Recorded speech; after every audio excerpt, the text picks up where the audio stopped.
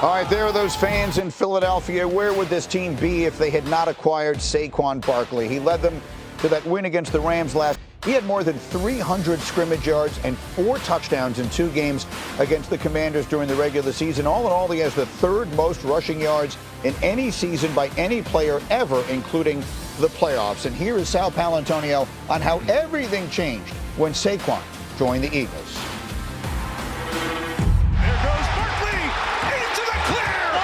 For a touchdown and a perfect pass. He was shot out of a cannon. No, I vision my career, offensive player of the years, MVPs, Super Bowls, but everything happens for a reason. I feel like God's put, those obstacles in my way for a reason. The great American novelist F. Scott Fitzgerald once said, "There are no second acts in American lives." Don't tell that to Saquon Barkley. I still have a lot left in the tank, and it's going to be there for a very long time still. On Hard Knocks, the story of Saquon Barkley's escape from New York captured the attention of a national television audience. I'm going to have a tough time sleeping if Saquon goes to Philadelphia, I'll tell you that. There wasn't really no sadness or anger. Obviously, the Giants had the opportunity to negotiate with me prior to free agency, and we never really heard anything. So we kind of realized that chapter was kind of closing. But the distance doesn't tell the whole story. Barkley traded Giant Blue for Philly Green, went from the financial mecca of New York to hard-scrabble working-class football. I kind of want to have a mindset of just going out every single day, buying into the city, giving back to the city, loving the city. The MVP caliber numbers will live in the history books forever. But then there was this. He hurdles a guy backwards. How do you jump over a guy backward? That was a comic book superhero moment. Instantly elevated Barkley to iconic status, but then he proved he was human, chose the team over his personal goal of breaking Eric Dickerson's record. I understand it 100% because, the bigger goal is to have a Super Bowl. I mean, that's what it cost me. They asked me, would I take the 2,000 yards at a Super Bowl? I said, oh, man, that's easy. Give me a Super Bowl. You could take a couple of them records off, and I'll take that Super Bowl all day long. If Barkley leads the Eagles to the Super Bowl, he will rewrite history. And then, in New Orleans, he'll have a chance to write a final chapter for the ages. I feel like this moment is my moment now. And all the things that I wanted to accomplish before, and be a Hall of Fame player, and be one of the best running backs ever played, is still on the table, and it's up to me to go take it. All right, Sal Paolantonio joins us now again live from the field. Fascinating there, obviously. And Saquon Barkley, all of that success has come behind that outstanding offensive line. So as we reported just moments ago, the normal starting center, Cam Jurgens, has been listed as active for the game, but we're still not certain whether or not he's going to play. You were there on the field talking to whomever you can. What can you tell us? Well, Cam Jurgens has a sore back. He's got a back injury, Greeny, and they were working on it pregame. You saw the video earlier of him working out with offensive line coach Jeff Stoutland. Cam Jurgens is active, but it doesn't mean that he necessarily will start. When I talked to Jeff Stoutland moments ago on the field, right here in the end zone, I asked him, what's going on with Jurgens? He said, Sal, I got to go in the locker room. We have some decisions to make. Landon Dickerson would move to the center spot. You saw him working out as the center. Landon Dickerson is a Pro Bowl right guard, and he is very capable of moving to center. He took all the snaps at center on Thursday in practice. So he is very capable of standing in and doing what he can at the center position. Tyler Steen would play right guard if that were the case. But Cam Jurgens being active means that he's there in an emergency or he could start. But they can do what they need to do offensively if Landon Dickerson has to move into the center position. Now, how will this affect Jalen Hurts? How will this affect the brotherly shove? How will this affect the tush push? Well, for certain, we got to watch Jalen Hurts. Why? He's probably going to be coming out here with a brace on his left knee. When I watched him in practice this week, he didn't have any restrictions moving. There's practice speed and there's game speed. And we know the Commanders are going to come after Jalen Hurts in this football game. And now that they know that there's maybe some possible changes up the middle, they'll come right up the middle at Jalen Hurts, and that will be the big test. Can he evacuate the pocket? Can he have that subtle movement in the pocket? Can he be part of the running game to augment Saquon Barkley, which has been so successful this year? So a lot of moving parts here that we will have to watch in this football game with Cam Jurgens and Jalen Hurts. Greeny? Outstanding work, Sal. Our eyes and ears on the ground there in Philadelphia. Such an enormous storyline there. And, of course, Hurts' ability to contribute in the running game, both by running it himself and by creating opportunities for Saquon Barkley, has really been the key to this offense all year. So we ask a linebacker, if you're going into this game and you know that Hurts is that the knee is banged up, they say he has no limitations. How are you starting this game? What are you doing against him immediately? I think even if Hurts was healthy, I mean, you have to first focus on Saquon Barkley and stop in the run game. I would make Jalen Hurts beat us, either with his legs or with his arm, any way you possibly can. It has to be that way. Saquon is the home run hitter. Saquon is the explosiveness of this offense. I mean, are you going to count on an explosive play from A.J. Brown or Devontae Smith? They can do it, absolutely. But against the Commanders and how they struggle stopping the run, especially with Daron Payne being out also in the middle of that defensive line, it has to be Saquon first, Rex. Stop him. Let Jalen beat you. Oh, no question, Brew. I mean, and his first, second, and third stopping Saquon Barkley, easier said than done. Look, this passing game has been absolutely brutal these last 2 weeks, right? We can say what we want about, look, I love the formula, run the ball and all that, more. But last week, I mean, they almost gave it away because, look, he got sacked 7 times. And what are you doing throwing the ball 30 times? Forget it. Yeah. Recognize the fact this is not your bell cow, the quarterback. Your bell cow is Saquon Barkley. They're 30th in the run. Like, Brew, we can say what we want. They're 30th in the run. Like, pound them. Is it easier to run block or pass block? You got a different center perhaps in there. Come on, man. Alex, run the ball. You've got tape on Jalen Hurts. Listen, they're going to force Jalen Hurts, and I know he maybe not throw it 30 times. He's going to have to throw the ball today to win this football game. How many times? And listen, what he's put on tape, even before the knee injury, has been bad.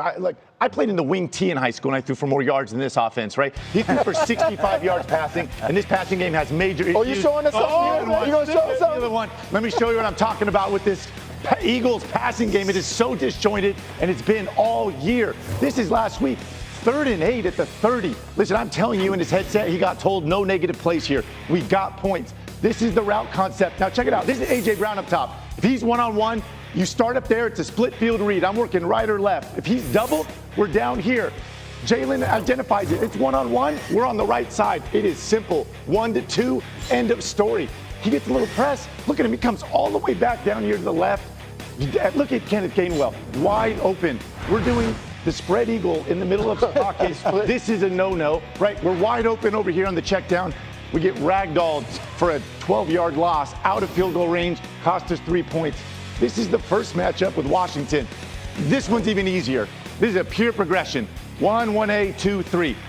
Left to right on your radio dial, no thinking. I mean, look at Jalen. First off, I don't even know where he's going here. He moves left. He's so fixated on the deep ball, they don't even cover Dallas Goedert. He not only is going to get the first down, he's going to walk in. We throw up the jump ball. I don't know how we miss a primary receiver here.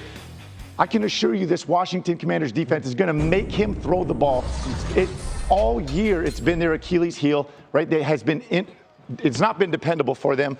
It's my best Kenny Smith impersonation right there, by the way. Get into the wall. So discipline from the Philadelphia Eagles because Jaden can get loose and score points, okay? I mean, if you get in a game where it's tighter than you thought, it's closer than you thought, you get behind, still dependent on Saquon and just a little bit of Jalen, but Jalen, you're right, is going to have to make those throws. That's where I think the knee issue is huge, and I don't want to make light of it. I know they're saying he's got no limitations. How explosive is he? Because regardless of how bad he is in the pass game, if he's an element in the run game, I mean, let's not forget he ripped off a 40-yard run to open the game. Yeah. If he's still there and they can do all that QB-driven run, they don't need the passing game. I want to ask one very quick question. If somehow the Commanders defense can make this a game that Saquon Barkley cannot beat them and Jalen Hurts has to do it with his arm, Rex, will he do it? Will Jalen Hurts throw them into the Super Bowl today? 100% no. If Saquon Barkley isn't having a day, they don't have a chance. And when I look at it, I see a quarterback that absolutely is on the struggle bus. Anytime, and it might be the mobility, the confidence in the knee. Those reads are, he misread both those. And to me, you can sit back, those simple reads. He's misreading them, all right? This is a shorter quarterback. Now he's absolutely horrendous outside the pocket. Flush him, get him on the move. And to me, that's the target. Get him off his spot, and now he becomes an average quarterback. Look, the best thing he does, there's two things. Number one, he's a dang winner.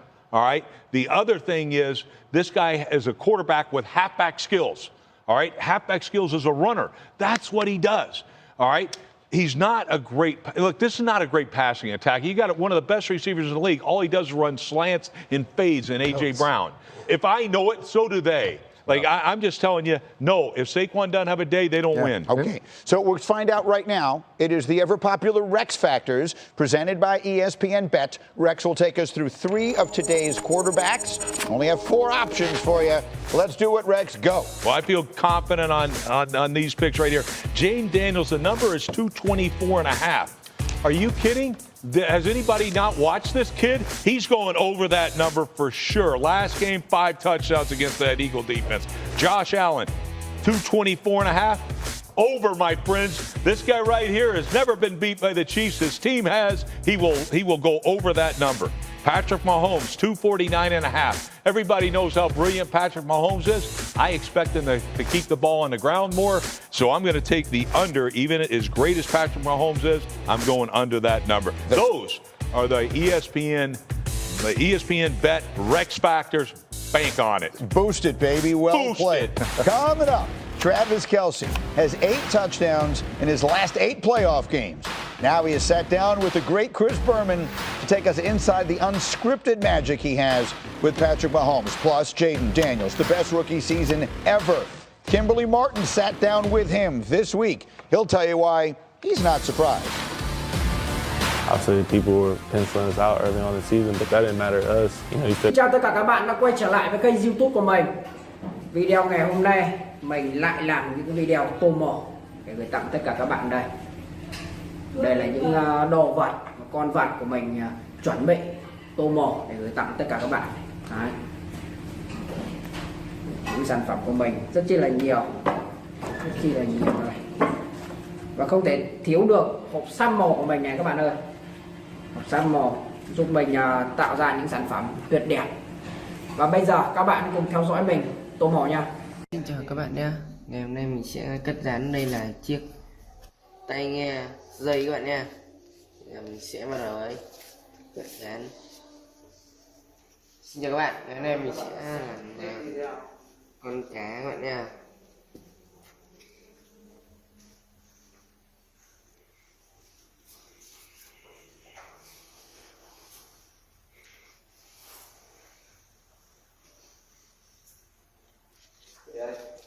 Em ra rồi. Em ra điện thoại.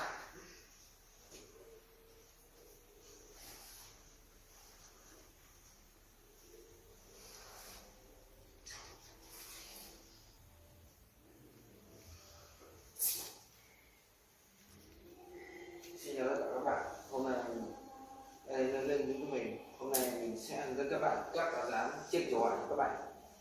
Đây mẫu điều hòa. Mình sẽ khắc thảo lên được với các bạn.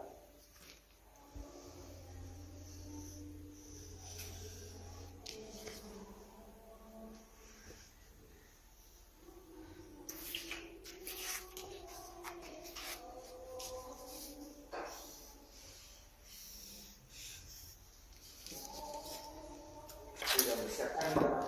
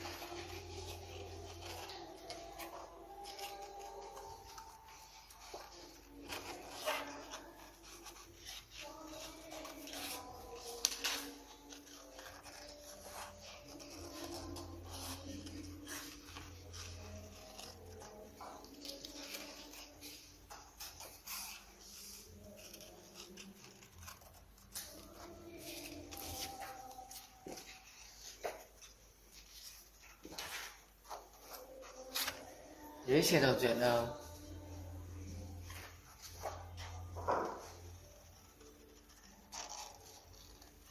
Ít nhiều gì bạn rồi.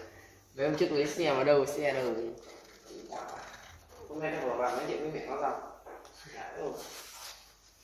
nghe là gì? Bảo mua cho rồi con xe đạp điện nó nhất quyết không đi. Nghe thì thế đã hả, cười cũng bảo mua cho nó con quay 110 đúng không? Mua 110 tiền đâu đó.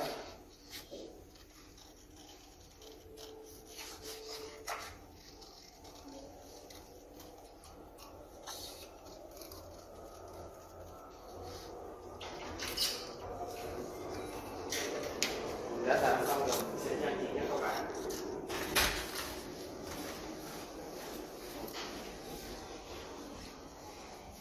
Khăn lâu thì thử 3 phút.